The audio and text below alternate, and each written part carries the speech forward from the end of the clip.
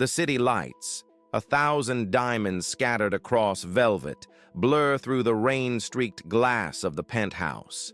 From this dizzying height, the world below hums with a life that feels both intimately familiar and impossibly distant.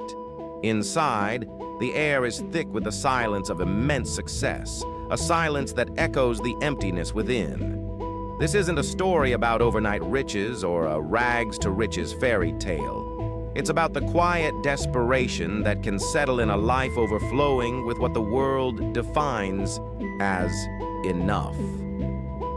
Imagine a CEO, a titan of industry, a name whispered with reverence in boardrooms and financial circles, standing at this very window. They possess billions, enough to reshape economies, enough to buy fleeting happiness 1,000 times over. Yet within this gilded cage, a profound sense of being utterly trapped gnaws at their very core. This is where our journey begins, not with the triumphant fanfare of victory, but with the subtle, almost imperceptible, internal battle waged behind a facade of unwavering control. We're going to delve into the psychological weight of that immense financial success, not just the pressure to maintain it, but how it can slowly, insidiously begin to crush the spirit. We'll explore the hidden costs of ambition, the sacrifices made not just in time and energy, but in the erosion of something far more precious. Have you ever felt that relentless drive, that insatiable need to achieve, to acquire, to conquer, only to realize that the summit you've reached feels strangely hollow?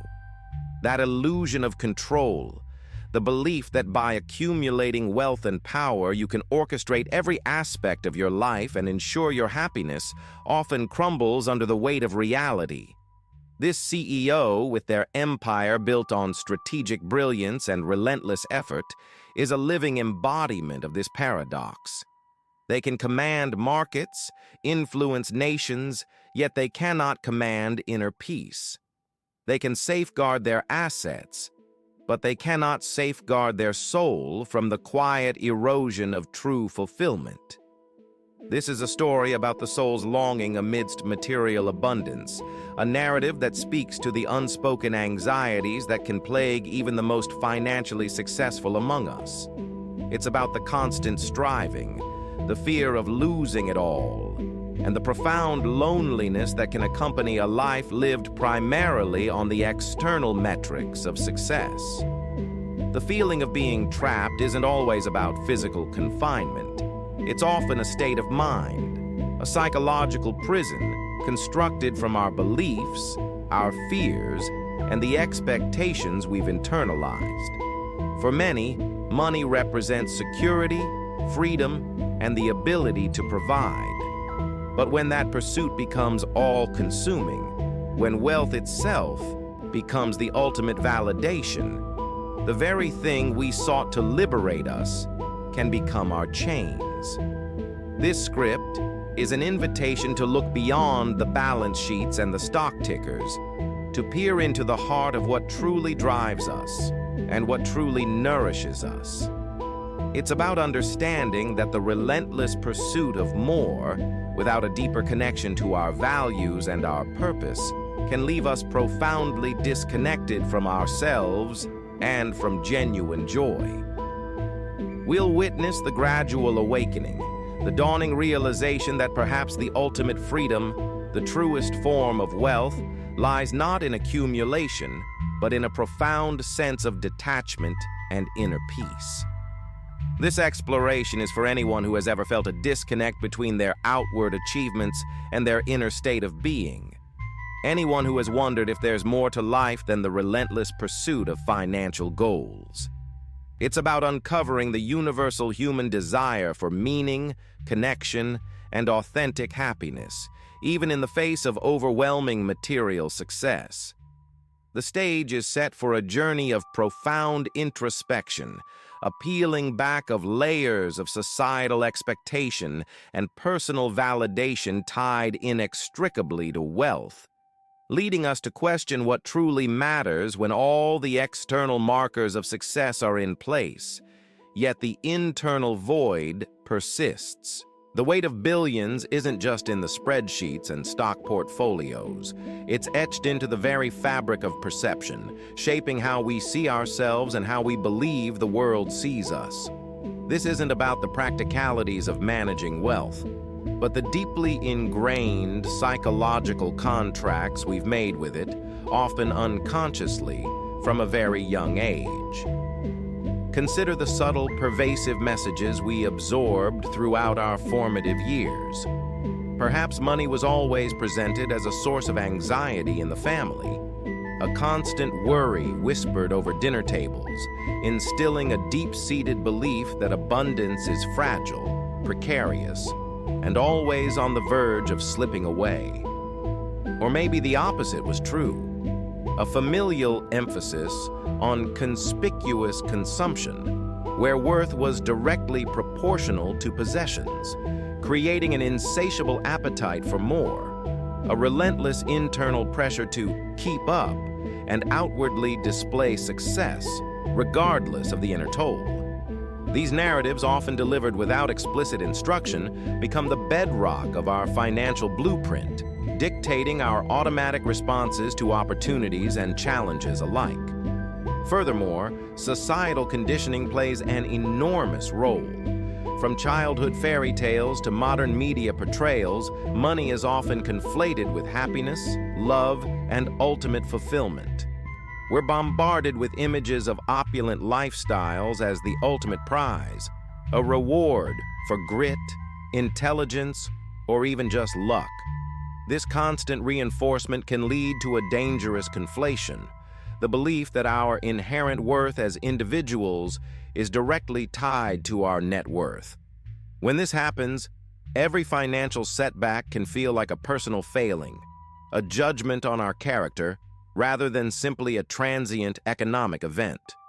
Conversely, immense financial success, while seemingly eradicating external validation worries, can amplify this internal pressure. The fear of losing it all becomes paramount, leading to an obsessive need for control, a hypervigilance that stifles spontaneity and joy. The individual becomes a prisoner of their own prosperity, constantly calculating, constantly guarding, perpetually anxious that the house of cards might collapse. Now, think about the deeply ingrained notion of financial scarcity, even when faced with objective abundance. This isn't about not having enough to meet basic needs. It's a psychological state of feeling perpetually behind, always needing to strive for more, regardless of actual circumstances. It's the feeling that no matter how much is in the bank account, it's never truly enough. This can manifest as an inability to enjoy the fruits of one's labor, a constant deferral of pleasure and self-care in favor of further accumulation. The mind, conditioned by scarcity, simply cannot register abundance. It remains locked in a state of deficit thinking, seeing threats and limitations where others see opportunities and possibilities. This mental posture creates a self-fulfilling prophecy where the very fear of lacking prevents one from fully experiencing or even recognizing abundance, thus perpetuating the cycle of anxiety and dissatisfaction despite having amassed vast fortunes. This internal programming is so powerful that it can override even the most objective evidence of prosperity, keeping individuals tethered to an emotional state of lack. The psychological contracts with money we've formed are often akin to unspoken family heirlooms, passed down through generations, invisible yet powerfully influential. These aren't just conscious decisions.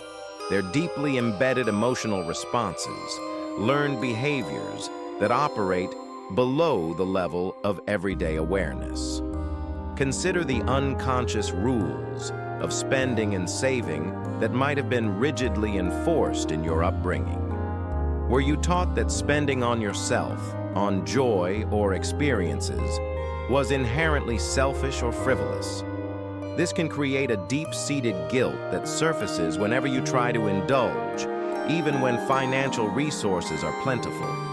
Conversely, a family that equated financial security with hoarding, perhaps due to past hardships, might have instilled a reluctance to invest in future growth or to use money as a tool for positive change, fostering a constant state of perceived precarity. Such ingrained patterns can manifest as an inability to delegate or trust others with financial responsibilities, leading to burnout and a sense of isolation, even when a successful business is built on collaboration.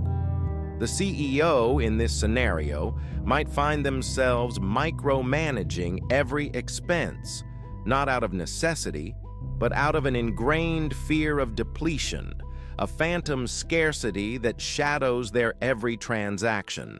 Another crucial layer is the way our identity becomes inextricably fused with our financial status. We begin to define ourselves not by our character, qualities, or contributions, but by our possessions and our perceived level of success.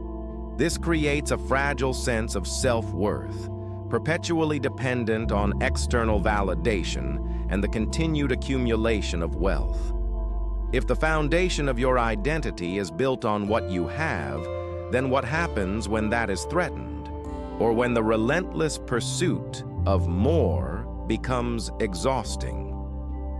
The internal landscape shifts from one of empowerment to one of vulnerability. Think about the social pressures that reinforce this connection. The constant media barrage showcasing wealth as the ultimate aspiration, the societal tendency to equate financial achievement with personal virtue or intelligence, all contribute to this powerful conditioning. When this fusion is absolute, a significant financial setback isn't just a professional challenge. It's perceived as a fundamental flaw in one's being, leading to profound shame and self-doubt. Conversely, even immense wealth can feel hollow if it hasn't been earned or experienced in alignment with one's deeper values, creating a disconnect between the outward appearance of success and the inner reality of unease. This internal dissonance is a powerful driver of the feeling of being trapped, a gilded cage constructed from the very success one has worked so hard to achieve. Furthermore, consider the impact of perceived obligation. For many, particularly those who have achieved significant financial success, money becomes synonymous with responsibility, not just to themselves, but to family, to employees, to community, and even to abstract notions of societal contribution. While noble, this can morph into an overwhelming burden where every financial decision is weighed down by the potential consequences for others, stifling personal freedom and the capacity for spontaneous joy. The individual may feel they must continue to work, to earn, to expand, not for personal fulfillment, but out of an unyielding sense of duty. This can lead to a deep-seated resentment, a feeling that their own desires and well-being are perpetually secondary to the financial needs or expectations of others. The vastness of their financial empire, rather than representing freedom, becomes a web of interconnected dependencies, each strand representing an obligation that binds them tighter. This perceived lack of autonomy, this feeling that their life is no longer their own to direct, is a potent source of psychological confinement, making them feel like custodians of wealth rather than its beneficiaries. The sheer scale of their financial achievements can paradoxically diminish their sense of personal agency as the weight of their responsibility overshadows their individual aspirations. Let's now scrutinize the deeply ingrained myths we hold about wealth and prosperity. One prevalent myth is the notion that money is inherently finite, a limited resource that must be fiercely protected and hoarded. This scarcity mindset, often born from early experiences of lack or from observing financial anxieties within our families, creates a persistent feeling of never enough.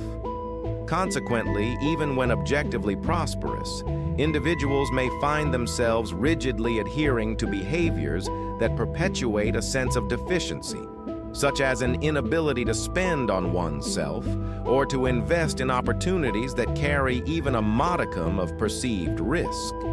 This myth actively obstructs the experience of abundance by creating an internal landscape of perceived deficit. Building on this, another insidious myth suggests that wealth is solely a product of external factors, luck, inheritance, or the exploitation of others, rather than an internal capacity. This perspective disempowers individuals, relegating them to passive recipients of fortune or misfortune. It fosters a sense of helplessness, implying that one's financial destiny is largely out of their control, dictated by forces beyond their influence.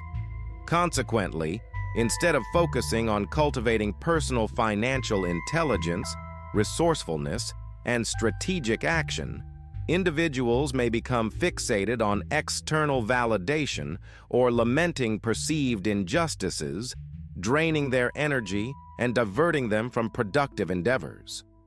This belief system actively undermines the development of financial self-mastery by negating the role of personal agency and proactive cultivation. Furthermore, a common misconception equates financial success with a lack of compassion or ethical compromise.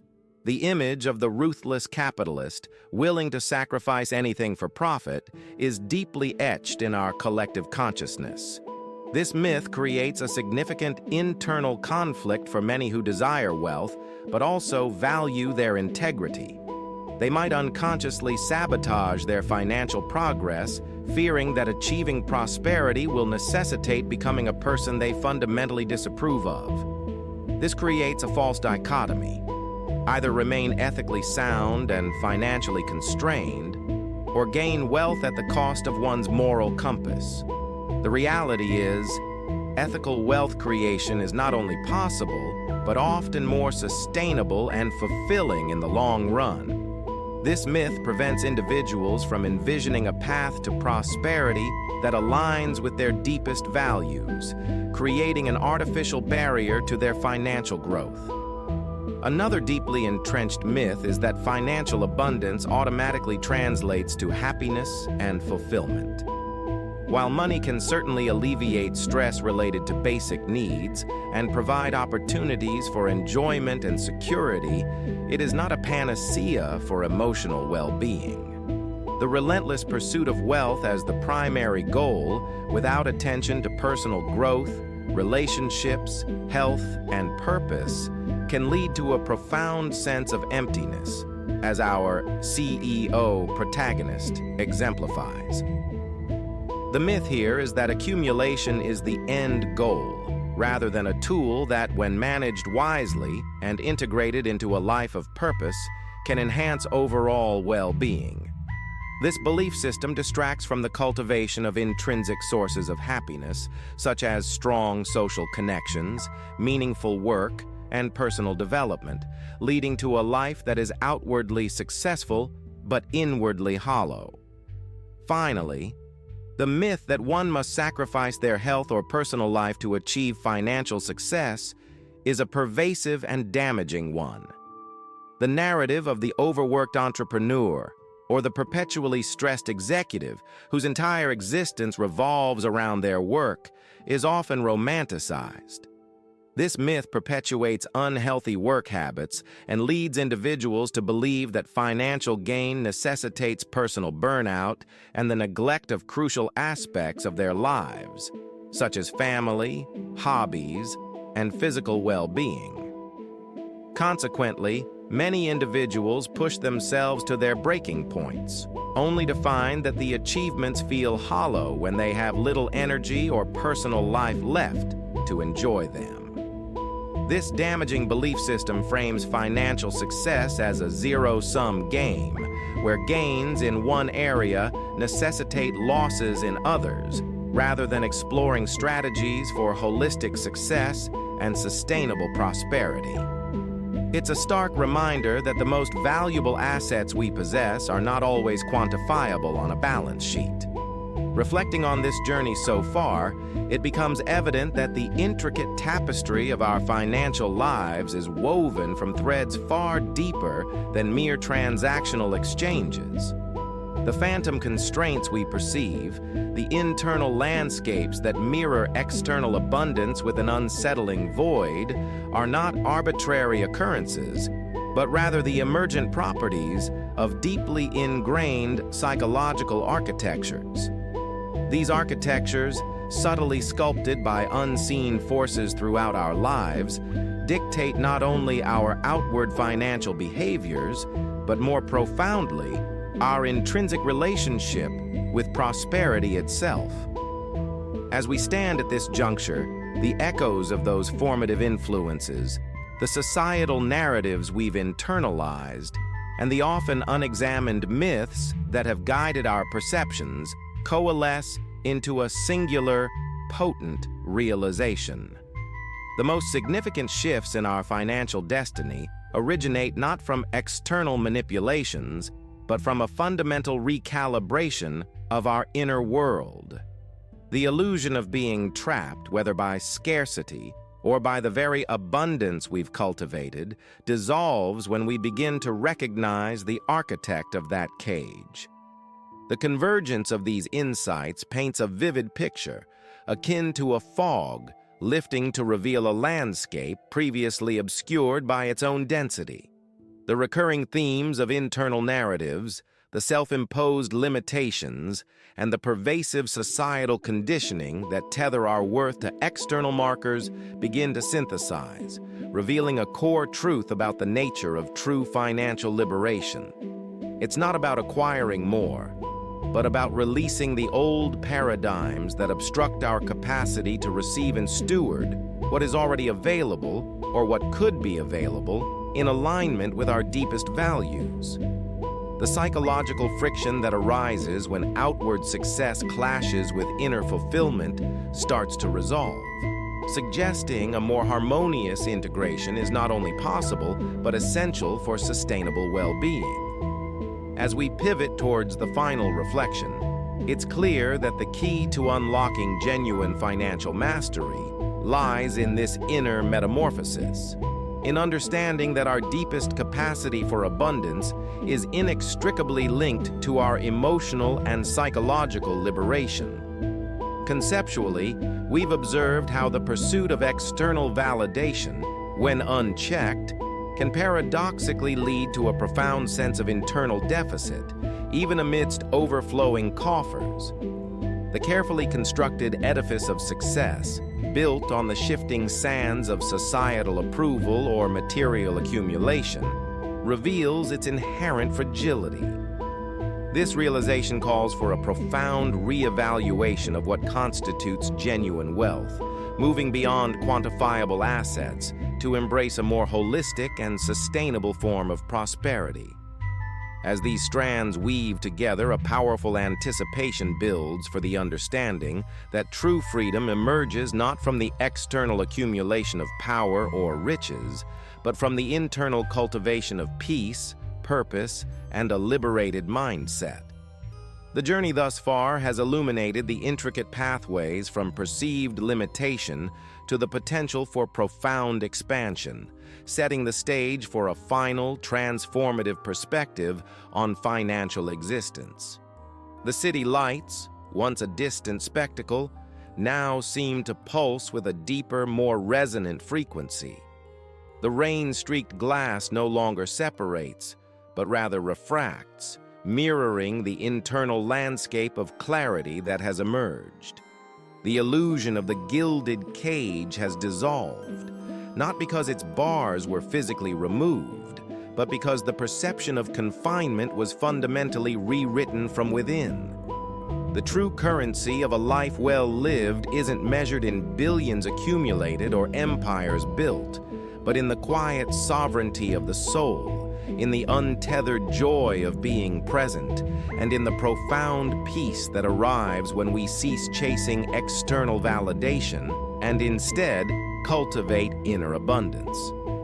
This realization isn't a destination, it's an ongoing practice, a conscious choice to align our outer reality with our inner truth, understanding that true prosperity is a state of being, not just a state of having. The journey from the suffocating weight of perceived obligation to the liberating lightness of self-mastery is not about discarding success, but about redefining it.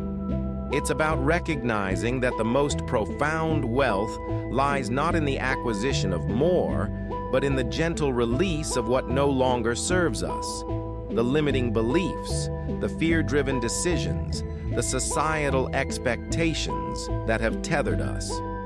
When we understand that our worth is intrinsic, not contingent upon our net worth, the energy previously spent on guarding and accumulating can be redirected towards living a life of purpose, authenticity, and deep connection. This shift transforms financial engagement from a source of anxiety into an instrument of empowerment, a tool to create a life that is not only materially secure, but also emotionally rich and spiritually fulfilling. The CEO standing at the window now sees not a prison, but a vantage point. The city lights are no longer symbols of a world to conquer, but invitations to engage, to contribute, to share the abundance that has been cultivated internally. The story doesn't end with a grand pronouncement of renunciation, but with a simple, profound act of reorientation. It's the quiet understanding that true freedom is found not in escaping the world, but in mastering one's inner landscape, in choosing peace over panic, and in recognizing that the most valuable assets are often intangible: resilience, compassion, and a heart open to the full spectrum of life's offerings. The true practice begins now, not in the pursuit of external markers, but in the daily cultivation of inner peace and authentic prosperity, a wealth that no storm can shake and no adversary can diminish.